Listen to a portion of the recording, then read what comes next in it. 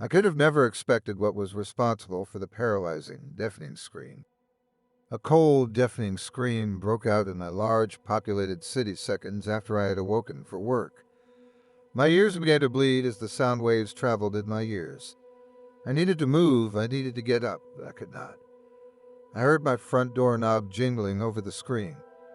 I needed to move, but I still could not. I became frustrated. I was trying to move with every bit of strength in my body, so why couldn't I? The scream continued to make my ears bleed. My front door had now been opened. Move, God damn it!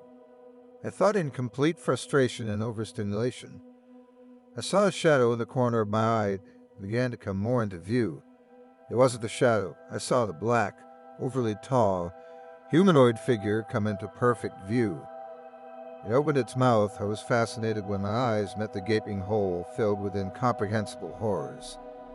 It slowly came closer when suddenly the screaming stopped, and just after that, I watched the black humanoid figure slowly dissolve into the air. I gasped and sat up in bed. I can move now. I touched my finger to my ear and looked at it. There was blood. I hadn't imagined this. My ears began to ache extremely and everything began to ring intensely. I need to do something, I thought, while at the same time trying to comprehend the immense pain my ears were in. Can I call 911? This is an emergency, isn't it?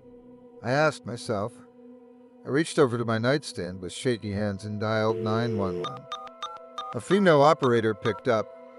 She spoke in a tone that indicated she was in pain herself, but trying to remain professional. 911, what is your emergency? My ears, they're bleeding. And I heard a scream.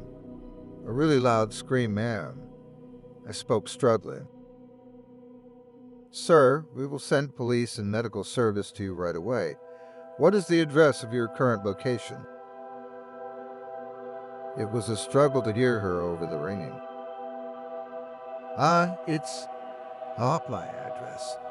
It's 36713 Zoss Drive, apartment number 32 on floor 7. I almost didn't remember my address over the pain. Okay, sir, we're sending them over right now. And I would like to let you know that we already have police investigating the scream incident. Do you have any information on it? Did it do this to everyone? I asked eagerly. Sir, I can't disclose any information. I do apologize. I hung up the phone, cutting her off. I didn't want to have to listen to anything longer than I didn't have to. The aching in my ears was becoming unbearable. I was about to put down my phone when the emergency alert sound began to blare on the phone, causing my already damaged ears' pain to intensify.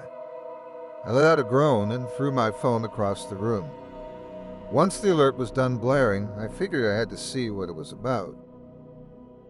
I got out of my bed for the first time that morning. I instantly felt lightheaded when I stood up, but I fought it off and began to take the few steps across the room needed to reach my cellular device. I bent down and picked up my phone. The lightheadedness came back when I came back up, but it was only half of what it was last time. I pressed the side button on my phone and saw my phone screen come to life. The emergency alert read, unknown entities are causing severely disturbing and damaging screams throughout the town. We advise you to keep your mufflers of any kind handy, for we do not know if or when the screaming will return. Authorities are currently investigating this matter, but we currently do not have any more information on this matter. Stay indoors. The words seemed surreal as my mind comprehended them. Unknown entities? What is this, a zombie movie? I thought. It was coming from my door. The police must be here. I staggered out of my bedroom door into the hallway, proceeding to walk towards the front door. As I was walking down the hall, I noticed a perfectly circular gaping hole in my wall. It looked into the kitchen.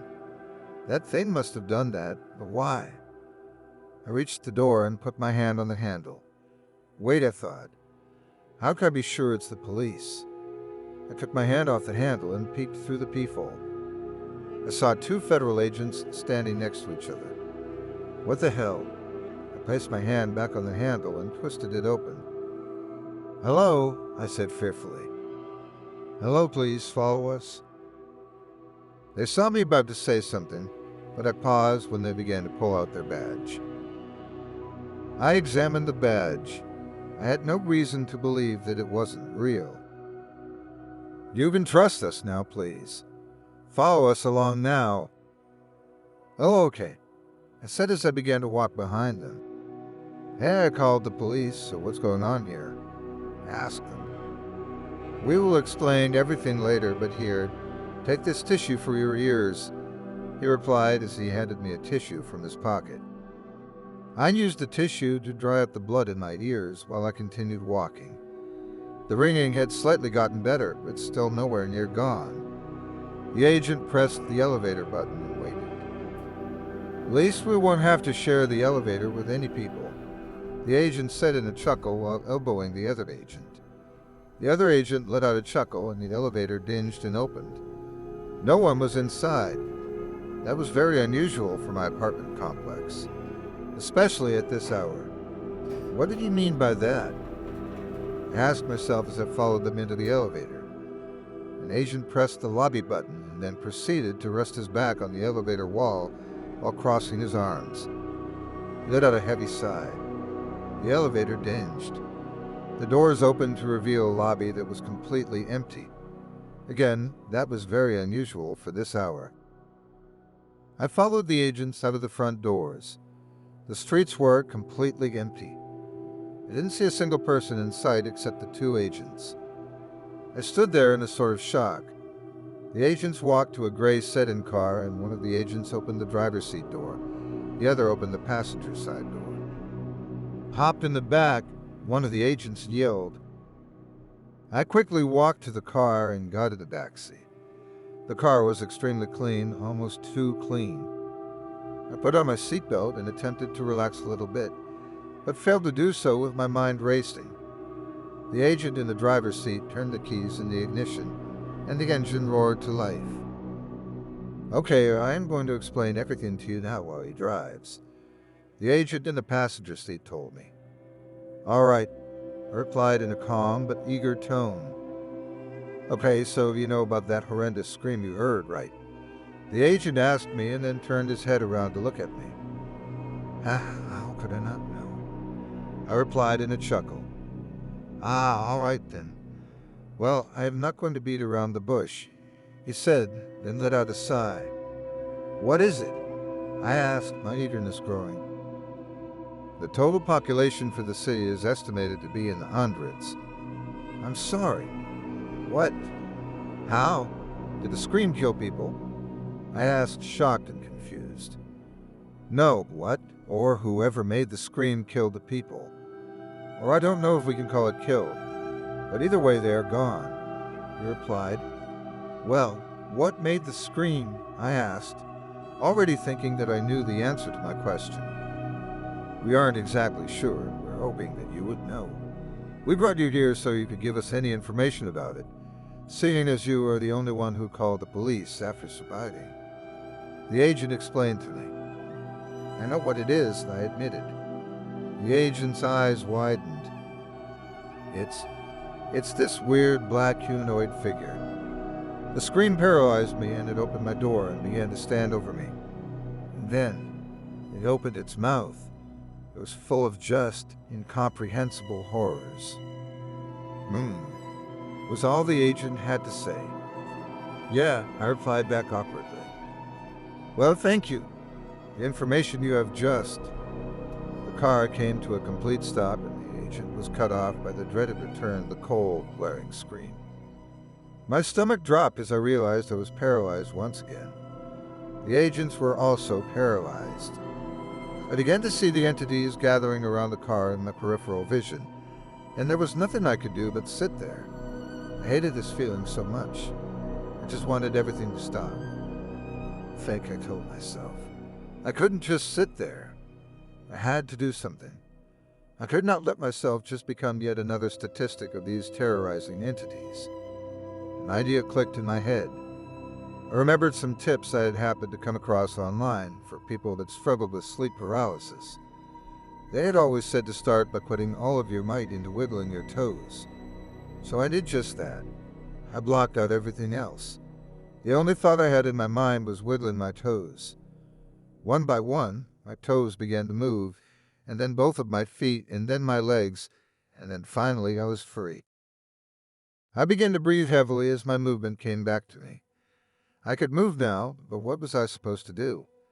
The entities were staring at me through the windows, continuing to scream. I knew they had the ability to open doors, so I checked to see if the car was locked. It was, but my front door was locked and they still managed to get in. I thought to myself. That very thought induced incredible anxiety within me. I knew that I had to get away from them. Finally, I realized that I had to drive the car. I unbuckled my seatbelt and pushed the agent in the driver's seat to the side forcefully. Sorry, I muttered under my breath, feeling guilty. I jumped in the passenger seat and hit the gas, but the car didn't move. My stomach somehow dropped even more because of this. My breathing sped up rapidly. This was the most frightening and panic-inducing situation I had ever been in. I brought my hand up and punched the window by me where an entity's face was pressed against. I did not know what would happen, but it suddenly retreated. It didn't have a face, but I could sense exactly what it was feeling. It was scared. It wasn't expecting that. Their victims were not supposed to be able to move. I smiled. I had finally found something to work with. I reached over to the passenger side window and punched it as well. Just as I expected, the entity retreated. I began to laugh. I felt power against them. I climbed in the back seat and punched both sides' windows. The entities on either side both retreated like planned. All the entities were now slowly backing away from the car. I continued to watch, and then suddenly it dissolved into thin air, just like the first time. But there was one thing wrong.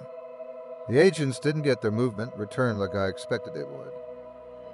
Hey, I yelled, come on, wake up please. I was desperate. I didn't want to be alone in this situation. I didn't have time to spare. I had to leave them there. I opened the car door and walked out into the relieving fresh air. I began to just walk the streets. The streets that were once filled with life were now empty. Why are they empty? I asked myself. Surely a lot of people had to have been driving when this happened. Why are there not any empty cars on the road? I turned around to face the agent's car, and somehow it was gone. And I had a strong feeling that they didn't drive it away. I kept walking and walking and walking. I had eventually become exhausted after what felt like hours of walking, but was probably only 30 minutes. My eyes widened with hope as I heard a car driving towards me in the distance behind me. I turned my head and saw that it wasn't the gray sedan I half expected it to be, but rather a black SUV. I began to wave my arms in an attempt to slow them down. The SUV came to a crawl and then stopped in front of me. A middle-aged lady who looked distraught stepped out of the vehicle. "Do you need a ride?" she asked. "I'm trying to evacuate the city. I looked online, and apparently this is the only city where this is happening." "Come on, get in." "Thank you," was all I was able to say as I hopped in the passenger seat. The woman accelerated to 8 miles per hour. It wasn't like anyone would pull her over for speeding. "So, what's your story?" the woman asked me. I explained my story in great detail. When I finished, her face looked surprised. "That's almost exactly my story as well," the woman told me. For the rest of the drive, we talked about mostly light-hearted topics to ease up the mood. When we finally reached the sign saying we are now leaving the city, we both let out a huge sigh of relief. We kept driving, and eventually we saw life. We saw cars driving, but no people on the sidewalk. That was to be expected since this was still only the neighboring city to the events, so people were most likely being cautious. We continued to drive 2 cities over, and we were officially out of the state we were in. We figured it would now be safe to stop somewhere. The woman and I stopped at the nearest hotel. It has now been 2 days, and there have been no more reports of any entities or unusual activity in the city. Officials have closed off all entry to the city, though. I now believe I am safe. I will unfortunately have to leave my old life behind for now. But me and the woman who thankfully saved me have grown close, and I am perfectly content as long as I am with her.